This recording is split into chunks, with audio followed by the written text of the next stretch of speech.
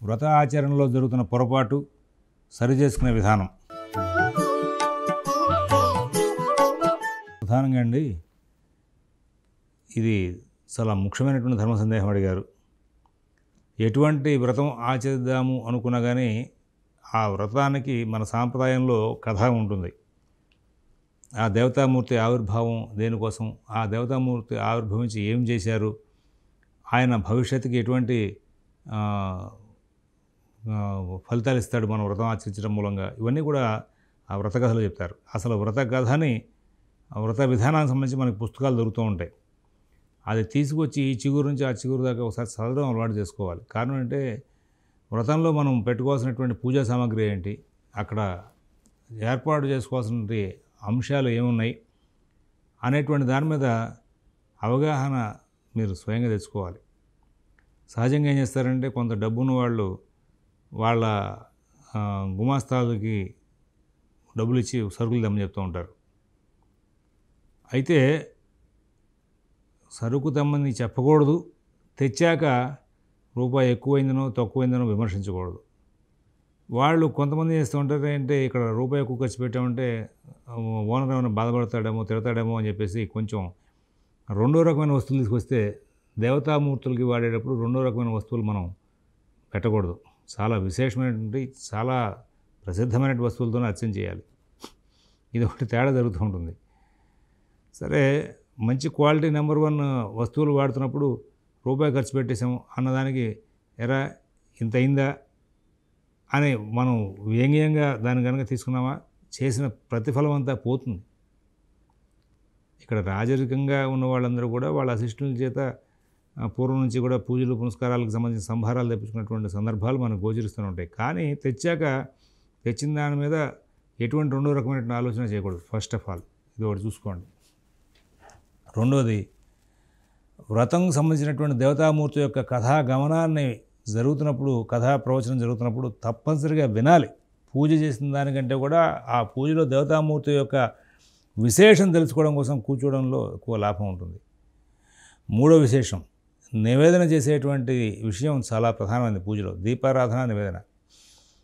ఎంత ఐశ్వర్యం ఉన్నప్పటికీ కూడా దీపారాధన ఒత్తులు స్వయంగా చేసుకోవడం అలవాటు పడాలి.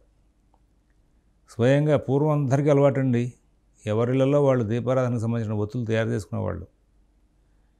ఆ ఒత్తు తయారు చేసుకుని దాన్ని వెలిగించడం అనే దాంట్లో చాలా విశేషం ఉంది. ఇవాళ ఒత్తులు దొరుకుతూనే కొనుక్కుంటున్నారు.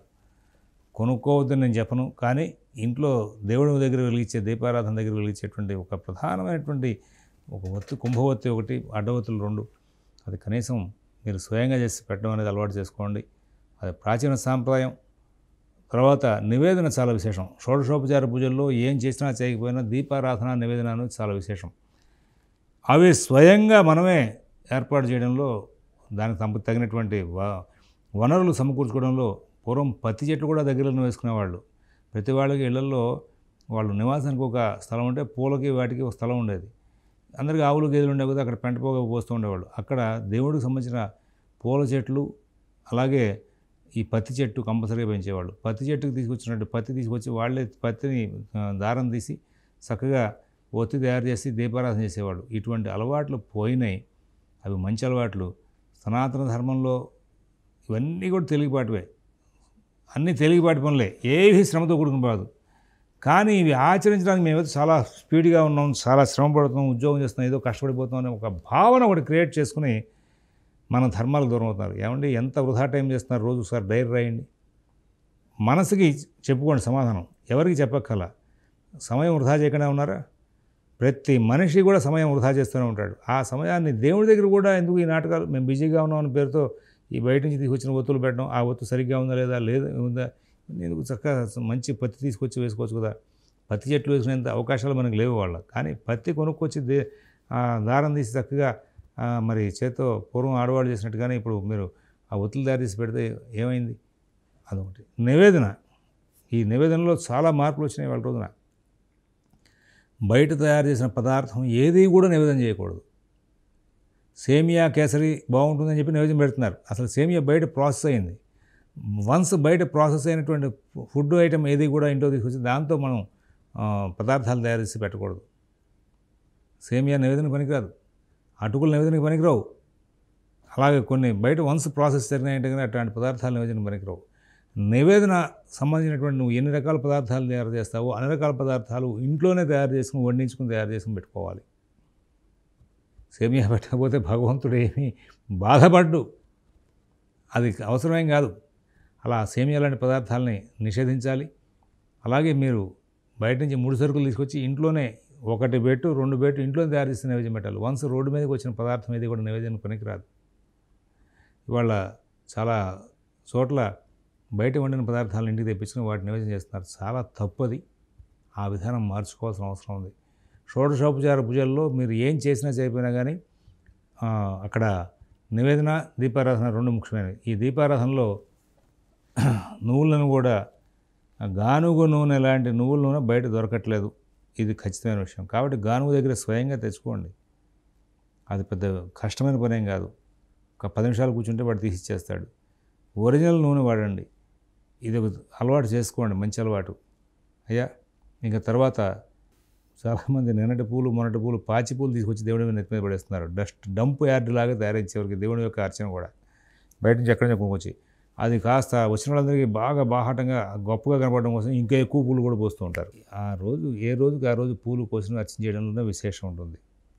నిల్వ పెట్టుకున్న పూలు అర్చన చేయడంలో విశేషం ఉండదు. అది గమనించుకోవాలి. అది మీ అందరికీ కూడా మార్పు రావాల్సిన అంశం అది. వ్రతం చేసుకుంటున్న రోజున ఇల్లు వాకిళ్ళు ప్రాతకాలంలో శుభ్రం చేసి బూజులు దులిపేసేసి గుమ్మాలకి పసుపు రాసి బొట్టి ఆ తర్వాత గుమ్మాలకి మామిడి తోరణం కట్టి ఆ తర్వాత అర్చన చేసుకోవాలి. తడిగుడితో ఇల్లు మొత్తం తుడుచుకోవాలండి. అన్ని గదులు తుడుచుకోవాల్సిందే.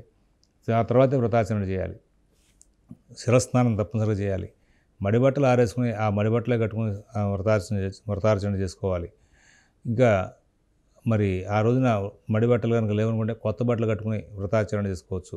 చివరికి బయట నుంచి తీసుకొచ్చినటువంటి వాటర్ బాటిల్స్, మినరల్ వాటర్ బాటిల్స్లో నీళ్లు అక్కడ పెట్టుకుని సంకల్పానికి కూడా చేయకూడదు. ఆ రోజు పట్టుకుని నీళ్ళే వ్రతాచరణకి వాడుకోవాలి. ఇవి విశేషమైనటువంటి నియమాలు. ఇంకా గంధం, తర్వాత మరి ధూపం, దీపం ఇవన్నీ కూడా సరే మనం బయట డిపెండ్ అవుతున్నాం. కానీ ఆ ధూప్ స్టిక్లు అవన్నీ కూడా మనం తయారు చేసుకోలేం కాబట్టి అవి తీసుకొచ్చామంటే అందం ఉంది. సాంబ్రాణి, ఒరిజినల్ సాంబ్రాణి చక్కగా దొరుకుతుంది. ఆ సాంబ్రాణి తీసుకొచ్చి వేయండి. తర్వాత మరి గంధం కూడా, గంధం చెక్కలు దొరుకుతున్నాయి. సానా చెక్క దొరుకుతాయి. సానా అంటే చిన్న ప్లేట్ లాగా ఉంది, ఒక రాయి, దానిలో చెక్క పెట్టి ఎరగదీస్తారు. మనకి చక్కగా గవర్నమెంట్ స్టోర్స్లో అన్నింటిలో దొరుకుతున్నాయి. దాంతో ఒరిజినల్ గంధం వస్తుంది. ఒక్కసారి మీరు ఒరిజినల్ గంధం తీసి చూడండి. ఒక్కసారి తీస్తే కనుక మీరు జీవితంలో మళ్ళీ బయట గంధం కొనుక్కొచ్చి పెట్టరు. ఒరిజినల్ గంధానికి బయట కొనుక్కొస్తున్న గంధానికి తేడా ఉంది. దేవుడికి పెట్టే వస్తువుల్లో ఇంత డూప్లికేట్ పనులను చేసేసి నాకు అన్నీ కావాలి, నాకు కోరికలను తీరుకోవాలంటే ఆయన ఏమన్నా మనకేమన్నా రాసి పెట్టుందా? మనకేమన్నా బాండ్ రాశాడా? మనకేమన్నా పనివాడా? ఆయన ఏమన్నా కాదు కదా. నువ్వు చేయాల్సిన డూప్లికేట్ పనులు చేస్తుంటావా? నీకు వ్రతాచరణ చేసావు కాబట్టి నాకు కలిసి రావాలంటావా? చాలా మార్పులు వచ్చినాయి వాళ్ళ రోజున వ్రతాచరణలో. మనకి టెక్నాలజీ పెరిగింది, వనరులు పెరిగినాయి.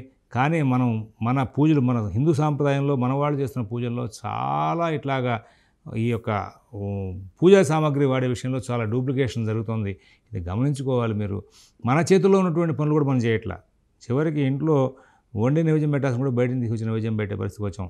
నిన్నటి పూలు మొన్నటి పూలు టెక్నాలజీ పెరిగిందా తీసుకొచ్చి ఫ్రిడ్జ్లో పెట్టి పూజ చేస్తాం. పాచి పూలు దేవుడికి వేయాల్సిన అవసరం ఉందండి. గమనించుకోండి. పొద్దున పూట చక్కగా ఏ రోజుకి ఆ రోజు కోసుకోవచ్చు. మారేడు దళాలు కోయకూడదంటారు, తులసి దళాలు కోయకూడదంటారు. నిన్నటి రోజున తీసుకొచ్చి జాగ్రత్త పెట్టుకుని వాడు వాడేమంటే అందం ఉంది. పూలకి ఎందుకంటే ఎట్లాగా అంత కర్మ ఏం బట్టే. ఎక్కువ పూలు పోయితే ఏమైంది? 4 పూలు పొద్దున పూట కోసం అవే అర్చన చేసుకోండి. ఏదో కొన్ని మార్పులు, మంచి మార్పులు రాకపోతే ఇవాళ భగవంతుడికి ఎంతో చేసామండి, మాకేం కలిసి రావట్లేదు అనేవాళ్ళు ఎక్కువైపోయారు.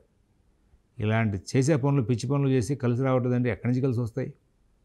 ఒక్కసారి మీకు న్యాయంగా ఆలోచించి చూడండి. మీరు ఒక్కసారి పత్తి కొనుక్కొచ్చి ఇంట్లో ఎండబెట్టుకుని చక్కగా పూజ చేసినప్పుడు సంకల్పం చేయగానే ఒక్కసారి చక్కగా తీసి దారంలాగా తీసి 2 నిమిషాల్లో 5-6 ఒత్తులు తయారవుతాయి. చక్కగా 2 ప్రమిదలు అటు ఇటు పెట్టి మరి 3 ఒత్తులు అక్కడ దీపారాధన చేయండి. ఎంత ఆనందంగా లభిస్తుంది మీకు. ఆ తర్వాత నైవేద్య వస్తువులు ఇంట్లో తయారు చేయండి. మీరు 10 రకాలు తయారు చేయద్దు, 25 రకాలు తయారు చేయద్దు. 1-2 రకాలు తయారు చేసిన ఇంట్లో నైవేద్యం తయారు చేసిన వస్తువులు పెట్టండి. చేసేవన్నీ పిచ్చి పనులు చేసి దేవుడు నన్ను అనుగ్రహించట్లేదని దేవుడి మీద గుడ్డగాల్చి మీద వేస్తూ ఉంటారు. ఎంత తప్పునండి అది. ఇలాంటి పనులన్నీ కూడా చేయకూడదు. వ్రతాచరణలో మార్పులు తీసుకోవాల్సిన చాలా ఉన్నాయి. నేను చెప్పిన ఈ మాట మీ అందరికీ కూడా రుచించకపోవచ్చు, కానీ బయట తీసుకొచ్చిన గంధం కెమికల్స్తో ఉంటుంది. మనం తీసిన గంధం చాలా చక్కటి గంధం వస్తుంది. దాన్ని ఫస్ట్ మీరు అక్కడ చూస్తే దాంట్లో మీకు ఆంతర్యం తెలుస్తుంది. ఎస్, మనం ఇన్నాళ్ళు బయట గంధం కొనుక్కొచ్చి తప్పు చేసాం, ఇది చేయాల్సిందే. తీయని వాళ్ళకి తెలియదు, ఎన్నాళ్ళు పోయినా ఆ జీవితం అంతే. బయట కొనుక్కొచ్చే వాడికి అలవాటు పడ్డవాడు, వాడు ఇంకా గంధం తీసి ఒకసారి ట్రైల్ లేనివాడు పిచ్చి మాటలు చెప్తుంటాడు, మాట వినకూడదు. ఒకసారి ట్రై చేసి చూడండి. అలాగే పాలు, ఆవు పాలు అభిషేకానికి వాడుతూ ఉంటాం.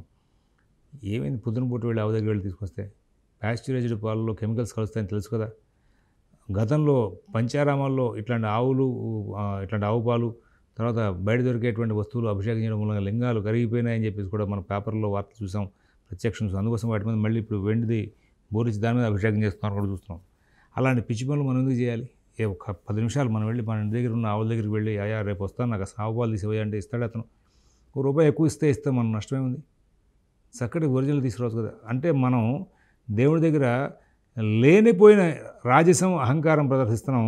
ఆయన మొట్టికాయలు వేస్తున్నాడు. మార్కెట్లో వాళ్ళ చాలామంది పెద్ద పెద్ద వ్యాపారస్తులు కూడా వాళ్ళు బళ్ళు అయిపోతున్నాయి. మరి ఇలాంటి సందర్భాల్లో కూడా ఇంకా మనకి మంచి మార్పు రాకపోతే అట్లా కేవలం మన హిందూ ధర్మంలో వాడుతున్నటువంటి ఈ యొక్క పూజా సామాగ్రిలోనే చాలా జరుగుతుంది తేడా. గమనించుకోండి. దీపారాధన నూనె కూడా చక్కగా గానుగ దగ్గరికి వెళ్ళి ఒరిజినల్ నూనె తీసుకోవచ్చు. తెచ్చుకొచ్చే అవకాశాలు వాళ్ళు పెరిగినాయి. ప్రతి చోట గానుగలు ఉన్నాయి, కానీ మనం వెళ్ళం. మనలో మార్పు రావాలి. మనం వెళ్ళకుండా ఒక డూప్లికేట్ నూనె ఏదో తీసుకొచ్చి దీపారాధన చేసేసి స్వామివారు నాకు కలిసి వచ్చేలా చేయాలంటే ఎక్కడ చేస్తాడు? ఎందుకు చేస్తాడు? చేయాల్సిన అవసరం ఏంటి? ఈ వ్రతాచరణే కాదు, రోజువారీ పూజా కార్యక్రమంలో కూడా ఈ పూజా సామాగ్రి యొక్క మార్పుల్లో మీరందరిలో కూడా మార్పు రాకపోతే ఎన్ని రకాల పూజలు చేసినా ఇంతే ఇట్లాగే నడుస్తూ ఉంటుంది. కాబట్టి దీన్ని గమనించుకోండి, మార్పు తీసుకోండి, మంచి జీవితానికి అలవాటు పడండి, పూజలకి సంబంధించినటువంటి మంచి వస్తువులు వాడడానికి అలవాటు పడండి. దాని మీద ఈ వ్రతాచరణలో ఫస్ట్ ఆఫ్ ఆల్ ముందు వ్రతం ఎందుకు చేస్తున్నాం, ఈ వ్రత దేవత ఎవరు, కథ ఏమిటి అనేది చదవండి. వ్రతం చేసే విధానానికి సంబంధించిన పుస్తకాలన్నీ కూడా ఒకసారి చదవండి. చదివి ఆ పూజా సామాగ్రి, పూజా వనరులు, ప్రదేశం ఎట్లా ఉంచుకోవాలి, వీటి మీద ఒక అవగాహన తెచ్చుకుని ముందుకు వెళ్ళండి. పూజ సామాగ్రితో పాటు ఆ రోజున గృహం అంతా శుభ్రం చేయడం, అందరూ కూడా తలస్నానాలు చేయడం, పరిశుద్ధంగా ఉండి ఆహారం తీసుకోకుండా నిరాహారాల వ్రతం ఆచరించడం, ఇవన్నీ కూడా చాలా అవసరాలు ఉన్నాయి. వీటినన్నీ కూడా ఆగ్రహం తెచ్చుకోవద్దు. ఒకసారి గమనించుకోండి, పరిశీలించండి, వీటిని అమలు చేయండి, మంచి ఫలితాలు పొంది భగవంతుడు అందరినీ అనుగ్రహిస్తాడు. మనం శాస్త్రీయంగా ధర్మంగా ఆచరిస్తే ఆయన అనుగ్రహిస్తాడు. మనం అశాస్త్రీయంగా ఉంటే ఆయన ఆగ్రహిస్తాడు. ఆగ్రహానికి లోనవద్దు, శాస్త్రీయంగా ఉండండి. దేవాలయాలకు తీసుకెళ్లే వస్తువులు కూడా మీరు స్వయంగా సమకూర్చుకుని తీసుకెళ్ళండి. అలాగే మీ ఇళ్లలో అర్చనలకు కూడా మీరే స్వయంగా పూజా సామాగ్రి సమకూర్చుకొని అలవాటు. గుమాస్తాల మీద ఆధారపడకండి, మీరే స్వయంగా సమకూర్చుకుని అర్చనలాంటి కార్యక్రమాలు పూర్తి చేసుకోండి. వాళ్ళందరిలో డైనింగ్ టేబుల్స్ ఉంటున్నాయి. దయచేసి పూజా సామాగ్రి డైనింగ్ టేబుల్ మీద పెట్టద్దు. డైనింగ్ టేబుల్ ఎంగిలి వస్తువులు దాని మీద ఉంటూ ఉంటాయి. ఆ ఎంగిలి వస్తువులు ఉన్న చోట మరి ఒకసారి ఎంగిలి వస్తువు తీసామంటే ఆ టేబుల్ మొత్తం తడిగొడ్డు పెట్టి తుడవాలి. అందరూ తుడిచే అవకాశాలు తుడవట్లేదు. మరి అలాంటి చోట ఈ దేవుడి సామాగ్రి పెట్టి ఆ దేవుడి పూజ సామాగ్రి ఆ ఎంగిలి వస్తువులాగా అయిన తర్వాత తీసుకెళ్ళి దేవుడి మీద వేయడం అనేది చాలా తప్పుకొని. కాబట్టి ఆ డైనింగ్ టేబుల్ మీద పూజా సామాగ్రి పెట్టడం అనేది మంచిది కాదు. దేవాలయాలు తీసుకెళ్లే వస్తువులైనా, మన ఇంట్లో వ్రతం చేసుకునే వస్తువులైనా అది వాడద్దు. రెండో విషయం, చాలామంది ఇళ్లలో ఫ్రిడ్జ్లో మరి వంట చేసిన పదార్థాలు పెట్టుకుంటూ ఉంటారు. నేను అది తప్పు అని నేను మిమ్మల్ని వారించను, నాకు అనవసరమైన విషయం. కానీ వంట చేసిన పదార్థాలు అవి అంటు కింద లెక్క. అవి అందులో పెట్టినప్పుడు పూజా సామాగ్రి కూడా అక్కడే పెట్టామంటే కనుక ఈ పూజా సామాగ్రి కూడా అంటైనట్లు లెక్క. కాబట్టి అటువంటివి కూడా మనం పూజల్లో వాడకూడదు, వ్రతాల్లో వాడకూడదు. అన్నిటికన్నా ముఖ్యమైన అంశం, కొంతమందికి నోట్లో వేలు పెట్టుకునే అలవాటు ఉంది. నోట్లో వేలు పెట్టినప్పుడు అది ఎంగిలి చేతికి అంటినట్టు వెంటనే చేయి కడుక్కోవాలి. ఆ ఎంగిలి చేతితో పెట్టుకుని కడుక్కోకపోతే మనం లక్ష్మీదేవిని ముట్టుకున్నా, అంటే డబ్బులు లెక్క పెట్టినా, ఆ చేయి కడుక్కోకుండా మళ్ళీ పూజా సామాగ్రి ముట్టుకున్నా అవన్నీ కూడా ఎంగిలి చేసినట్టు అవుతుంది. వాటి మూలంగా ఎంగిలి వస్తువులు పూజకి వాడినట్టు అవుతుంది. వీటి మూలంగా కూడా మనకి ఫలితాలు విరుద్ధంగా వస్తూ ఉంటాయి. నోట్లో వేలు పెట్టుకోవాల్సిన సందర్భం వస్తే పెట్టుకోండి, నేను దాన్ని తప్పను. వెంటనే చేయి కడుక్కోవడం అలవాటు చేసుకోండి. అన్యమతస్థులు మనకిచ్చే పూజా సామాగ్రిని కానీ వాటిని ఎంగిల్ చేసి ఇస్తున్నారని చెప్పేసి ఈ మధ్యకాలంలో వాట్సాప్లో వాటిల్లో చాలా గొడవలు జరుగుతున్నాయి. మనం చేస్తున్న పనులు ఏమిటి? నోట్లో వేలు పెట్టుకోవడం అలవాటు ఉన్న వాళ్ళందరూ కూడా ఒకసారి ప్రశ్న వేసుకోండి. ఆ నోట్లో వేలు పెట్టుకున్నప్పుడు ఎంగిలి అవ్వట్లేదా? ఎంగిలి అవుతున్నప్పుడు ఆ చేయి అట్లాగా అన్ని చోట్ల మళ్ళీ మరి స్పృశిస్తే అవన్నీ ఎంగిలి అవ్వట్లేదా? మనం మాత్రం చేస్తున్న తప్పేమిటి? మనం కూడా అదే తప్పు చేస్తున్నాం కదా! కాబట్టి ఆ ఎంగిలి చేయి కడుక్కోవడం అనేది కూడా అలవాటు చేసుకోండి. ఆ ఎంగిలి చేత్తో పూజా సామాగ్రి ముట్టుకొని వాటిని అర్చన చేయడానికి అలవాటు పడకండి. ప్రసాదం తింటున్నారు చాలామంది. నోటికి నాలుకతో ఇలా అనేసుకుంటారు. ఆ చేయి కడుక్కోరు. మళ్ళీ వెంటనే దేవాలయాల్లో అన్ని చోట్లకి వెళ్ళిపోతూ ఉంటారు. ఆ చేత్తోని అట్లా అన్నీ ముట్టుకుంటూ ఉంటారు. చాలా బాధాకరం అనిపిస్తుంది. దేవాలయంలో తీర్థం ఇచ్చినప్పుడు పెదవుల్లో తీసుకుంటే నష్టం లేదు. కానీ కొంతమంది నాలుక కూడా తగిలిస్తారు. ఏదైనా ప్రసాదం పెట్టినప్పుడు వడపప్పు పెట్టారు, ఇట్లా తీసుకుంటే నాలుక తగిలిస్తూ ఉంటారు. చేయి కడుక్కోరు. అది ఎంగిలి చేయి కింద లెక్క. మళ్ళీ అదే ఎంగిలి చేత్తో పూజా సామాగ్రి ముట్టుకుంటారు, ప్రసాదాలు ముట్టుకుంటారు. తిరుపతి ప్రసాదం అండి అని చెప్పి ఇచ్చేస్తూ ఉంటారు. చూస్తూ తినాలంటే ఎంగిలి వస్తున్నట్టు. ఎందుకు తినాలి? ప్రసాదం ఎంగిలయింది. ఇలాంటి పిచ్చి పనులు చాలా జరుగుతున్నాయి ఇవాళ. వాటన్నిటిని కూడా మార్చుకోండి. ఇవన్నీ తేలికపాటి ప్రయత్నాలతో అయిపోయేవే. ఇవి మార్చుకోకుండా ఏదో ఇతరులు అట్లా ఇబ్బంది పెడుతున్నారు, ఇతరులు అట్లా చేస్తున్నారు అనకంటే మనలో రావాల్సిన మార్పులు చాలా ఉన్నాయి. వీటన్నిటిని కూడా మార్చుకుంటారని చెప్పి ఆశిస్తున్నాం. స్వస్తి.